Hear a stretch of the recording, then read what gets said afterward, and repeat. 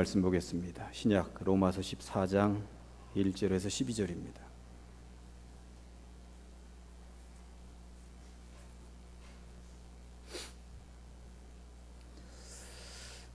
로마서 14장 1절에서 12절입니다.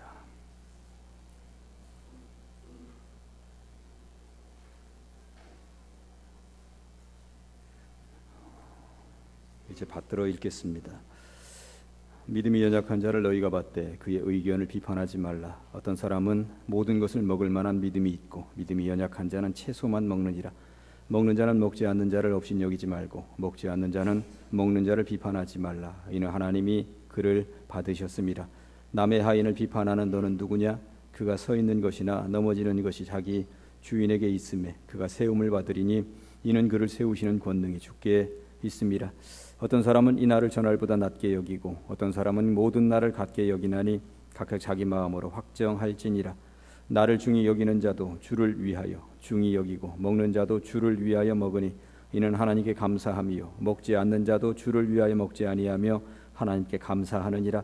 우리 중에 누구든지 자기를 위하여 사는 자가 없고 자기를 위하여 죽는 자도 없도다. 우리가 살아도 주를 위하여 살고 죽어도 주를 위하여 죽나니 그러므로 사나 죽으나 우리가 주의 것이로다. 이를 위하여 그리스도께서 죽었다가 다시 살아나셨으니 그 죽은 자와 산 자의 주가 되려 하심이라. 네가 어찌하여 내 형제를 비판하느냐? 어찌하여 내 형제를 업신여기느냐? 우리가 다 하나님의 심판대 앞에 서리라. 기록되었으되 주께서 이르시되 내가 살았노니 모든 무릎이 내게 꿇을 것이요 모든 혀가 하나님께 자백하리라 하였느니라. 이러므로 우리 각 사람이 자기 일을 하나님께 짓고 하리라. 아멘.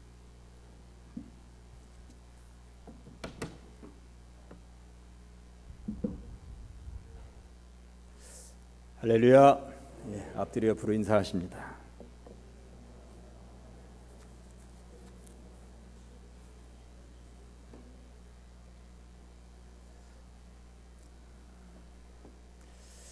어, 1500년대 1600년대 영국은 참 대단한 나라였습니다. 전 세계를 지배하고 해가 지지 않는 나라를 이루었었죠.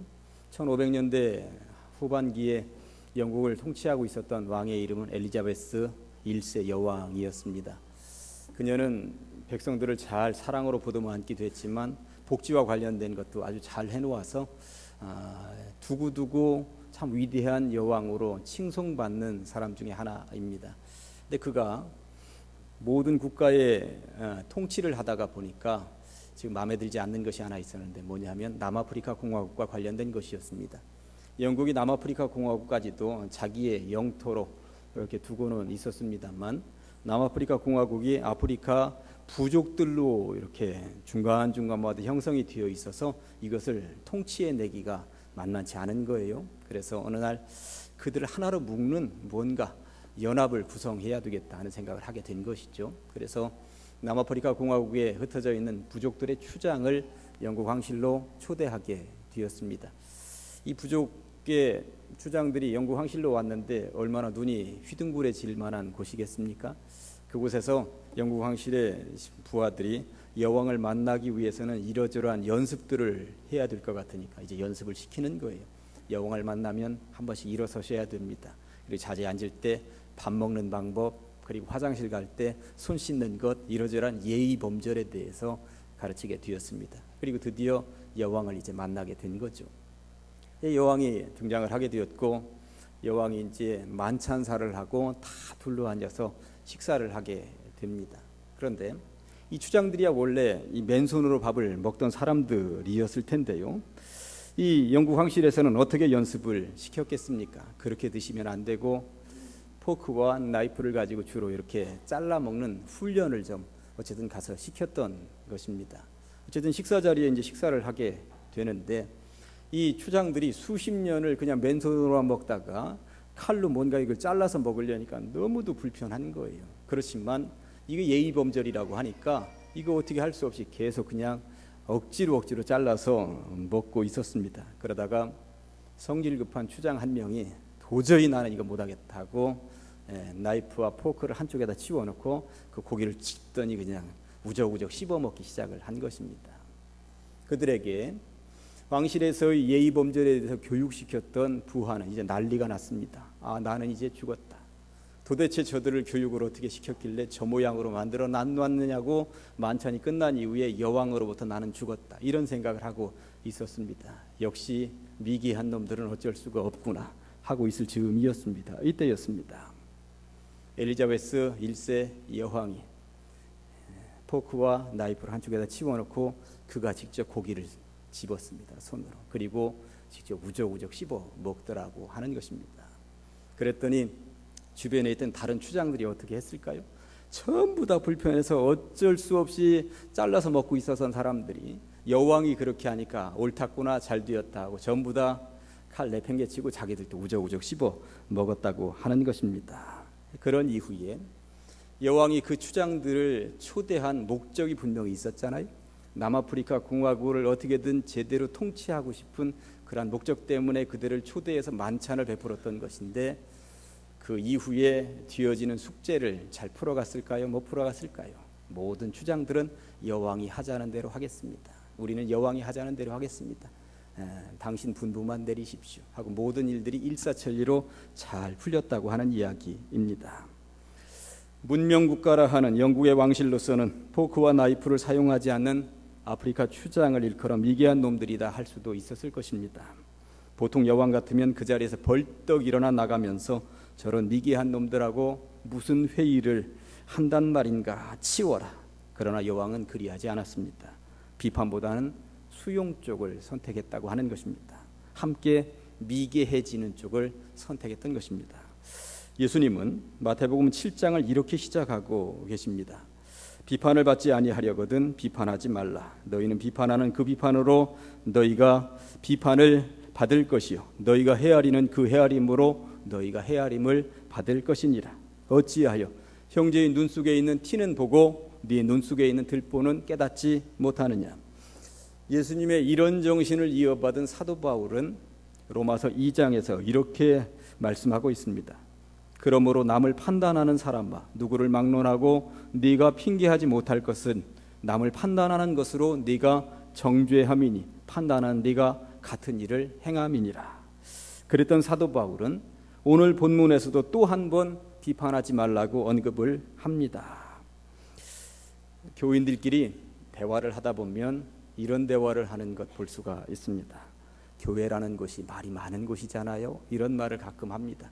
교회라는 곳이 말이 많은 곳이잖아요. 그런데 교회라는 곳이 말이 많은 곳이잖아요 할 때 이 말이 아름답고 복되고 긍정적이고 남들을 축켜 세우는 말이 많은 곳이 아니라는 이야기입니다. 다 아시죠? 교회라는 곳이 말이 많은 곳이잖아요 할 때의 이 말들은 남들을 깎아내리고 비판하고 끼리끼리 모여서 수군수군 대고 누구를 격화시키고 이러한 말들이 많다는 이야기인 것입니다. 물론 교회만이 그러한 말들이 많을까요? 그렇지는 않습니다. 사람 모인 곳이라면 어디에서든지 남의 말하기 좋아합니다. 누구든지 한 명 올려놓고 그 사람 바보 만드는 것은 일도 아닙니다. 그러니까 잘 아시는 것처럼 산꼭대기에 올라가는데 가장 쉬운 것은 누구 한 명 씹기 시작하면 반도 안 씹었는데 벌써 산꼭대기에 올라와 있다고 하잖아요. 그러니까 비판하는 것은 이렇게 쉽습니다. 그리고 그것만큼 재미있는 일이 없습니다. 누구 한 명 욕하고 비판하기 시작하면 끝도 없이 지속될 수 있다고 하는 것입니다. 그러고 보니 세상을 살면서 한마디도 누군가를 욕하지 않고 살기는 정말 어려운 것 같다는 생각을 해보게 됩니다. 어찌 보면 우리는 보통 남의 이야기를 하면서 스트레스를 해소하고 있는지도 모릅니다. 그러나 성경은 분명합니다. 남을 비판하지 말라고 말씀하고 있다는 것입니다. 그러니까 교회가 말이 많은 곳이잖아요. 이런 말들을 내뱉을 것도 없거니와 그런 거리들을 만들지 않는 것이 복된 줄로 믿습니다. 오늘의 본문을 가지고 세 꼭지로 나누어서 말씀을 받고 은혜를 나누도록 하겠습니다. 첫째, 사소한 것에 목숨 걸지 말고 살면 좋겠습니다. 로마서는 로마에 써보낸 사도 바울의 편지입니다. 이 편지를 받는 나라 로마는 온갖 이방 신들로 가득 차 있었던 우상국가였습니다. 아직 복음이 제대로 들어가지 않았던 것입니다. 그런 나라이다 보니까 시장판에서 팔려나가는 고기들의 대부분은 이방 우상에게 제사를 드리고 남은 고기들이 거기 나와서 팔려나가고 있었던 것입니다. 그런데 시장판에서 그 고기를 이제 기독교인들도 사 먹는 거예요. 그 기독교인들도 그 고기를 사 먹으니까 누군가는 이것을 쳐다보면서 이방 우상에게 제사 드렸던 저 고기를 사 먹다니 저거 안 되는데 이런 시각으로 바라보는 사람이 있었고요. 또 그 고기를 사서 못 먹는 요 사람을 보고는 그 고기를 편하게 사 먹는 사람들이 아이고 바보들 같이 믿음도 없이 저 고기가 뭐라고 저걸 못 먹고 저러나 이런다는 것입니다. 얼마 전에 추석 지났습니다. 아직 시골 마을에서 제사 지내는 가정들이 혹여 있을 수도 있겠습니다. 그런 가정에 가보면 사과 우위를 이렇게 자르고 사과 밑에를 툭 자르고 배 위에를 이렇게 툭 자르고 배 밑둥을 뚝 자른 과일을 보면 이거 제사상에서 내려온 과일이구나 알 수 있으실 것입니다. 근데 그런 것들이 손님용으로 이렇게 깎아져 내려오면 괜히 찜찜하고 깨름칙해서 못 먹는 분들이 있을 수도 있을 것입니다. 바로 그 얘기하고 있는 것입니다. 그 얘기하고 있는 것입니다.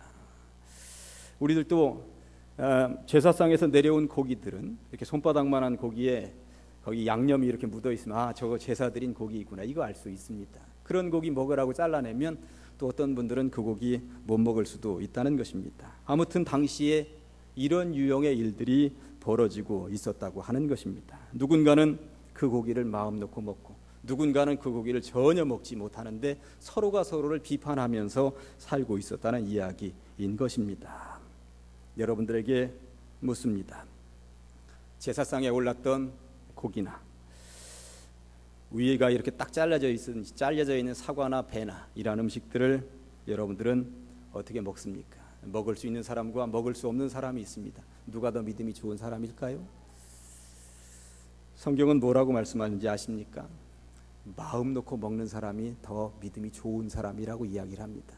보통 많은 사람들은 꺼림칙해서 잘 먹지 못할 수도 있겠습니다만 마음 놓고 먹는 사람이 더 믿음이 좋은 사람이라고 얘기를 한다는 것입니다. 오늘 본문 2절 보실까요? 어떤 사람은 모든 것을 먹을 만한 믿음이 있고 믿음이 연약한 자는 채소만 먹느니라. 이렇다 저렇다 가리지 않고 먹는 사람이 더 믿음이 좋은 사람이라고 말씀하고 있습니다. 왜 그럴까요? 이방 우상에게 제사 드린 음식을 꺼림칙하다 하거나 찜찜하다 해서 먹지 못하는 경우는 오히려 그들이 제사에 대해서 인정하는 꼴이 된다는 것입니다. 제사 음식에 대해서 조상이 와서 침 발라놓고 간 것이 아니라는 사실을 우리는 잘 알고 있습니다. 조상이 와서 그 음식에다 대고 독을 뿌려놓거나 이러고 간 것이 아니라고 하는 사실을, 제사 음식은 사람이 어떻게든 그렇게 올려놓긴 했습니다만 아무 변화도 일어나지 않은 음식입니다. 전혀 거기에는 아무 변화도 일어나지 않았다라고 하는 거 우리는 알고 있습니다. 그런 음식이 뭐가 문제가 되겠습니까? 그 음식이 문제가 있다고 인정하는 것은 거기 귀신이 와서 침 발라놓고 갔다고 인정하는 것과 똑같은 이치인 것입니다. 그러니 아무 문제 없다고 생각을 하시고 그냥 편하게 드시면 된다고 하는 것입니다. 기독교 교리 가운데 아디아포라라고 하는 말이 있습니다. 아디아포라, 상관하지 않아도 되는 중요하지 않은 이라고 하는 말입니다. 우리는 때때로 내가 상관하지 않아도 그냥 지나갈 수 있는 이러한 일들, 별로 중요하지도 않은 일들에 괜히 상관해서 일을 크게 만드는 경우들이 있습니다. 사소한 일에 목숨 걸지 않아도 되는데 괜히 사소한 것에 목숨 걸고 달려들고 건드리고 비판하고 말 한마디 했다가 일을 그르치는 경우들이 있다는 것입니다. 어느 교회가 강대상에 카펫을 깔려고 했는데 카펫을 깔 때 카펫 색깔을 가지고 두 팀으로 나누어졌다고 그러죠. 한 팀은 빨간색으로 깔아야 된다. 예수님의 보혈의 피인이 반드시 빨간색으로 깔아야 된다. 한 팀은 빨간색, 눈 시력을 별로 안 좋게 한다. 녹색으로 깔아야 된다. 녹색은 맑고 깨끗하고 시력에도 좋으니 녹색으로 깔자. 두 팀이 얼마나 싸웠는지 모릅니다.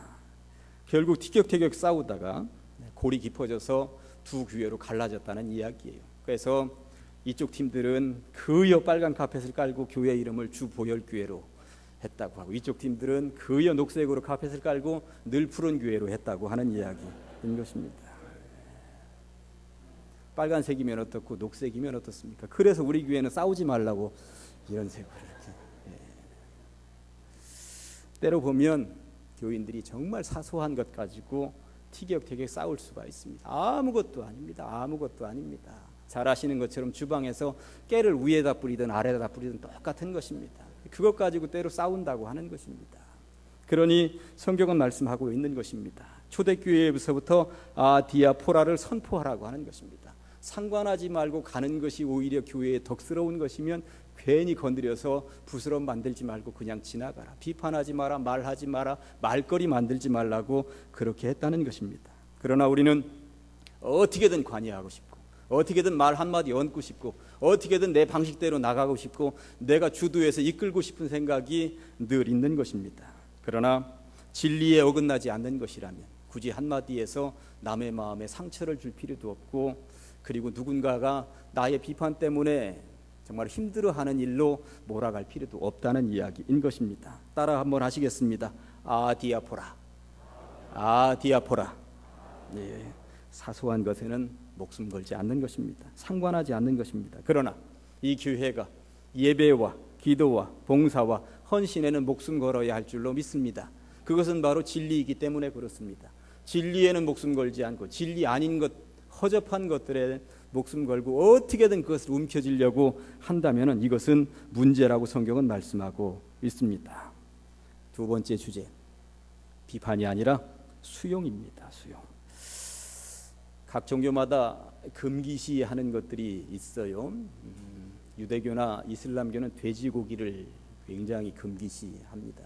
돼지고기를 싫어하는 그 경지가 우리들로서는 상상할 수도 없는 지경입니다. 그들은 자신들은 돼지고기를 먹지도 않거니와 돼지를 만지지도 않거니와, 우리같이 돼지고기를 먹는 사람이 그 유대인들의 집에 초대를 받아서 갔다고 한번 해보십시다. 그러면 우리가 식사한 이후에 집으로 돌아가고 나면 그들은 우리가 사용했었던 포크나 우리가 사용했었던 접시나 이런 것들을 다 쓰레기통에다 내버린다고 하는 것입니다.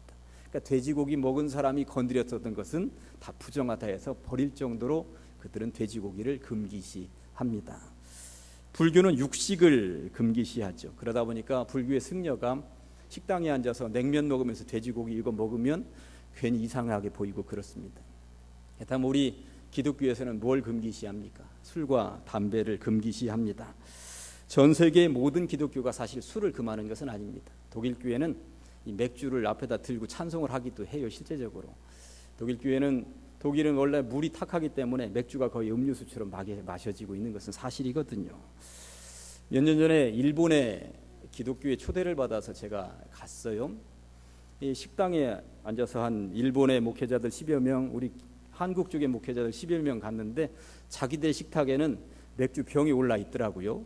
우리들은 한국 기독교 목사들은 술 안 먹는다는 거 알으니까 우리는 음료수 올려져 있고, 그것 보면서 자기들은 이제 희덕거리고 이제 이렇게 맥주 한 잔씩 하고 그러더라고요. 전 세계의 교회들은 이렇게 각자의 특성에 따라 기독교가 자리매김했습니다. 한국 교회는 기독교 초창기부터 술과 담배를 금기시했고요. 선교사들이 이렇게 전통을 세웠고 그 전통 따라서 지금 내려오고 있습니다. 최근에 며칠 전에 기독교 방송을 이렇게 듣자 하니까 담배 피우는 학생들 앞에서 선글라스 끼고 금연송을 부르는 교장 선생님이 등장을 했어요. 그러니까 선글라스 끼고 기타 치면서 학생들에게 금연송을 부르는 교장 선생님이었습니다. 서울 중화고등학교 방승호 교장 선생님. 이 화장실은 학생들이 소대변을 보는 곳이기도 하지만 주로 담배 피는 장소이기도 합니다. 그런데 그 화장실은 점심 식사 이후에 아이들이 양치질을 하는 곳이기도 하거든요. 그런데 그 화장실에 양치질을 하는 학생들이 자꾸 민원을 집어넣는 것입니다. 양치질을 할 수가 없을 정도로 담배 연기가 너무 심각합니다. 어떻게 좀 해주십시오. 선생님들은 어떻게든 화장실을 지키려고 하고 담배 못 피게 하고 피우지 마라 별스럽게 다 하지만 이게 통용이 되지 않습니다. 학생들의 담배 피는 비율은 점점점 어려지고 여성화되고 이렇게 되고 있습니다. 이 중화고등학교의 방승우 교장 선생님이 결단을 했습니다. 담배 피는 학생들이 화장실에 있다 소리가 들리면 선글라스 끼고 기타 들고 화장실 앞에서 금연송을 부르기 시작을 한 거예요. 불렀더니 학생들이 얼마나 몰려들겠습니까? 50명, 100명이 몰려들어서 우리 교장 선생님 멋있다고 박수치기도 하고 환호하기도 하고 동영상 찍어가지고 인터넷에 올리기도 하고 페이스북에 올리기도 하고 우리 교장 선생님이라고 멋있다고, 이런 교장 선생님이 어딨냐고, 우리 학교가 최고라고, 이런 일이 발생을 했던 것입니다. 그리고 나서 기독교 방송 앵커가 그 교장 선생님에게 물었습니다. 그래, 그렇게 하셨더니 담배 피우는 아이들이 줄어들었습니까? 그랬더니 정말 줄어들었다고 이렇게 이야기를 하더라고요. 강원도 홍천에 가면 팔열고등학교라고 있습니다. 이화여대 재단에서 만든 기독교 학교입니다. 선생님들이 전부 다 크리스찬입니다. 사명감을 가지고 만든 학교예요. 일반 학교에 적응하지 못한 아이들이 그 학교에 들어와 있습니다.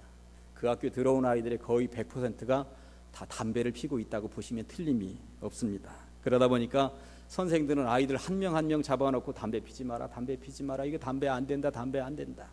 아주 노래를 하는데 그런다고 아이들이 듣지 않습니다. 교장 선생님이 신학봉 교장 선생님이라고 부임하셨고, 이분은 신학을 공부한 목사님이시기도 합니다. 선생님들하고 합의를 해서 교장 선생님이 부임하자마자 흡연실 만듭시다, 이런 거예요. 그랬더니 선생님들이 용납이 안 되는 거죠. 담배 못 피게 어떻게든 훈련시켜야 되는데 흡연실을 만들자니요. 교장 선생님 못합니다 하는데, 교장 선생님이 선생들이 이렇게 설득했습니다. 우리가 이런 학교를 만들고 그런 학생들을 받아들인 목적은 흡연이 아니라 변화입니다. 학생들 담배 끊으려고 이거 학생들 불러 모은 게 아니라 학생들을 변화시키려고 불러 모은 것입니다. 그러니 한번 해봅시다. 선생들이 교장 선생님이 워낙 완고하니까 그렇게 하십시다 한 거죠. 흡연실을 만들었습니다. 흡연실을 어디다 만들었냐면 교장실을 지나가면 있는 그 방에다가 이제 만들어 놓은 거예요. 교장 선생님은 쉬는 시간이 되거나 점심을 먹고 나면 빨리 와서 그 복도를 지나가는 그 유리문 앞에 이제 서 계신 거예요. 늘 서 계신 거예요. 담배 피러 가는 아이들이 교장 선생님을 보고 갈 수밖에 없는 것입니다. 학생들이 그쪽으로 지나가면 담배 피러 가려고 이렇게 말로 이렇게 하시는 거예요. 담배 피러 가려고 이렇게 눈짓으로 합니다. 그럼 아이들이 인사를 하면서 지나가는 겁니다. 그러면 그 학생들에게 잘 피고 오라고 꼭 손을 흔들어 줬다는 거예요. 그런데 놀라운 것은 아이들이 변화되기 시작을 했다는 것입니다.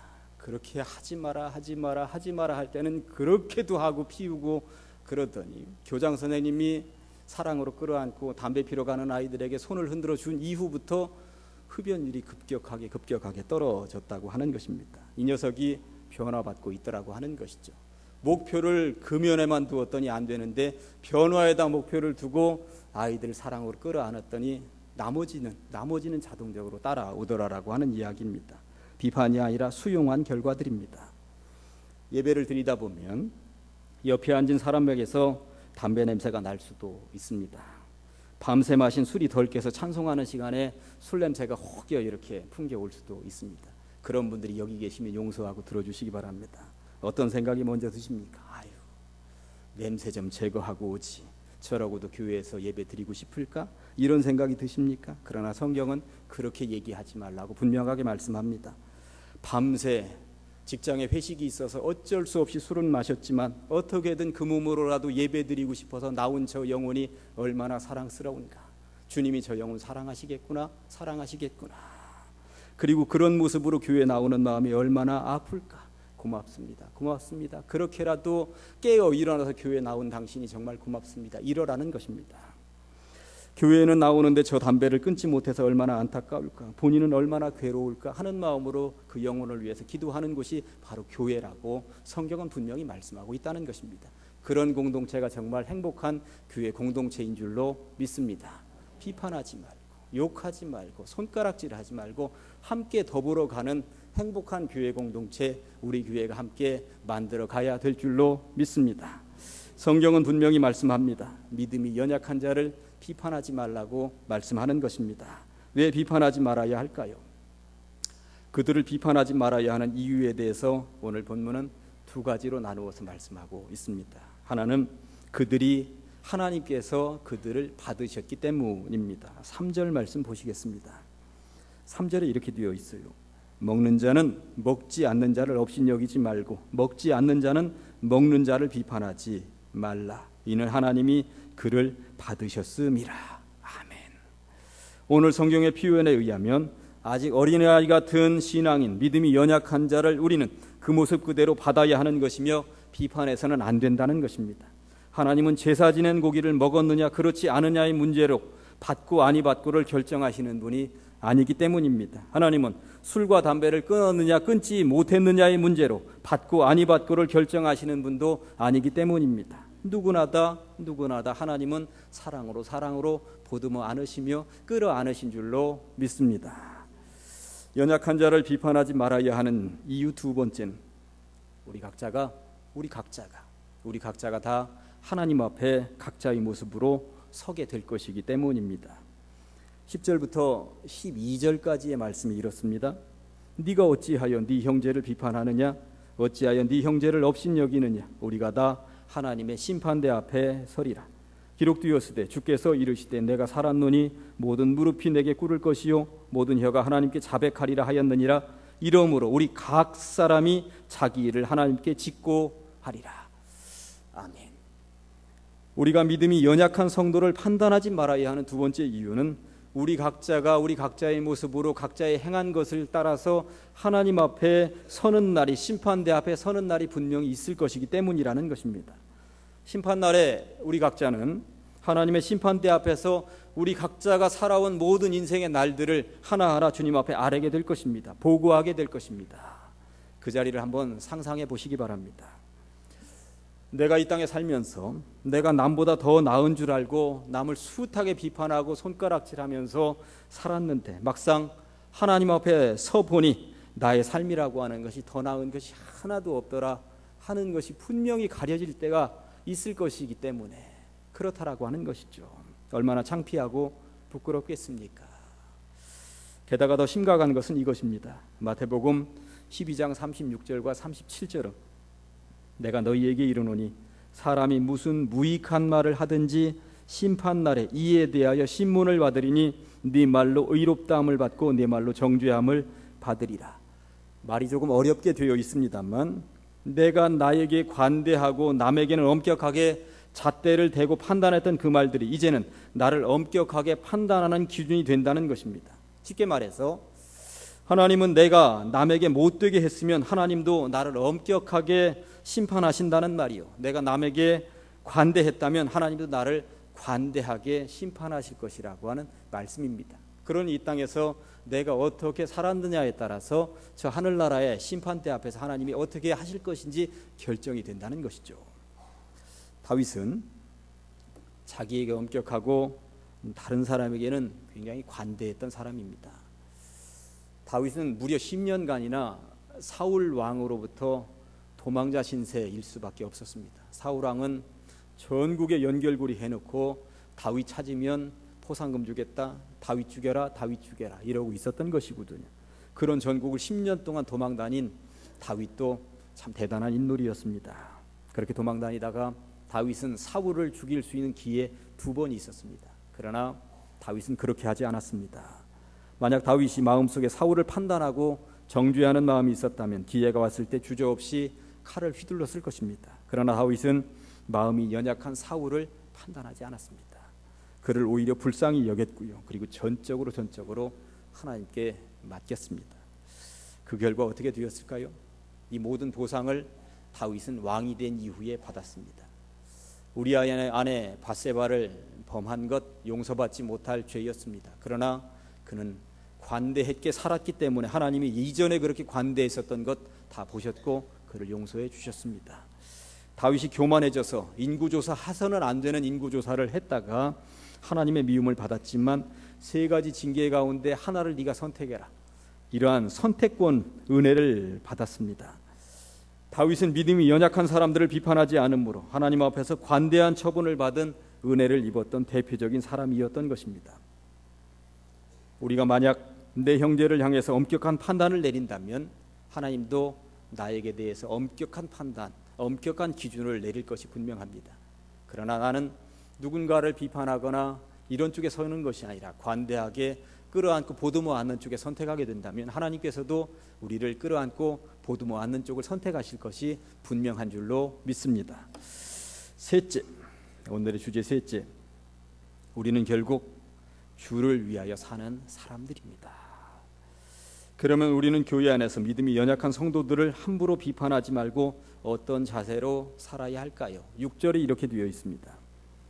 나를 중히 여기는 자도 주를 위하여 중히 여기고 먹는 자도 주를 위하여 먹으니 이는 하나님께 감사함이요 먹지 않는 자도 주를 위하여 먹지 아니하며 하나님께 감사하느니라. 주를 위하여라고 하는 말이 3번이나 나옵니다.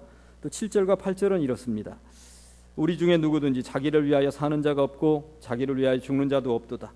우리가 살아도 주를 위하여 살고 죽어도 주를 위하여 죽나니 그러므로 사나 죽으나 우리가 주의 것이로다. 아멘. 주를 위하여 주를 위하여 주를 위하여라고 하는 말이 거듭거듭 나오고 있다는 이야기입니다. 신앙인으로 부름받았다 하는 것은 주님을 위하여 살겠다고 결단한 인생인 줄로 믿습니다. 사도 바울은 이 편지를 쓰면서 주를 위하여라는 말을 왜 이렇게도 거듭거듭 하고 있는 것일까요? 내가 입을 열어서 하는 이 말이, 누군가를 비판하면서 쏟아내는 이 말이 과연 주님의 나라를 위하여서 꼭 필요한 말인가를 생각해 보라는 것입니다.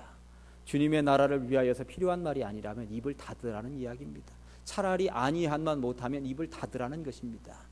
그러니 이 말이 남들에게 덕을 끼치고 누군가를 축혀 세우고 주님의 이름을 높여드리는 말들이라면 하되, 누군가를 비판하는 말이라면 아예 입을 열지 않는 것, 이것이 가장 지혜롭고 현명한 말이라고 사도 바울은 말하고 있습니다. 성경은 말씀합니다. 아직 믿음이 연약해서 그렇게 신앙생활을 하고 있지만 그들의 마음속에도 주님을 사랑하는 마음이 있기에 교회 공동체에 들어와 있는 것이 아니냐, 주님을 사랑하는 마음이 있는 것 아니냐, 주님을 감사하는 마음이 있는 것 아니냐. 그러면 그들을 판단하거나 업신여기지 말고 다만 각자의 하나님 앞에 서는 날을 생각하고 주를 위해서 살도록 하는 것, 이것이 얼마나 복된 것이냐 말씀하고 있습니다. 하나님은 지금 당장은 믿음이 연약한 자일지라도 결국 그를 견고한 자로 세워주실 것을 우리가 믿고 함께 기도하자, 주님을 위하여 살아가자, 이렇게 말하고 있습니다. 이제 말씀을 정리하고 마치겠습니다. 살아도 주를 위하여 살고 죽어도 주를 위하여 사는 여러분들 되시기를 주님의 이름으로 간절히 축원합니다. 그런 교회가 가장 행복한 교회 공동체인 줄로 믿습니다. 기도하시겠습니다. 하나님 아버지, 감사합니다. 우리에게 하나님께서 입술을 주신 이유는, 마음을 주신 이유는 남들을 비판하는 자리에나 누구를 격하시키는 자리에 있도록 하신 것이 아니라 남들을 높여주고 그리고 함께 행복한 교회 공동체를 일구어 가라고 세워주신 줄로 믿습니다. 하나님 말씀대로 살아가는 우리들, 행복한 우리들 될 수 있도록 하여 주시옵소서. 입을 열어서 누군가를 비판하기보다는 수용하게 하시고 받아들이게 하시고 끌어안게 하시고 함께 더불어 걸어갈 수 있는 복된 신앙의 길이 될 수 있도록 주님 이끌어 주시옵소서. 예수님의 이름으로 기도합니다. 아멘.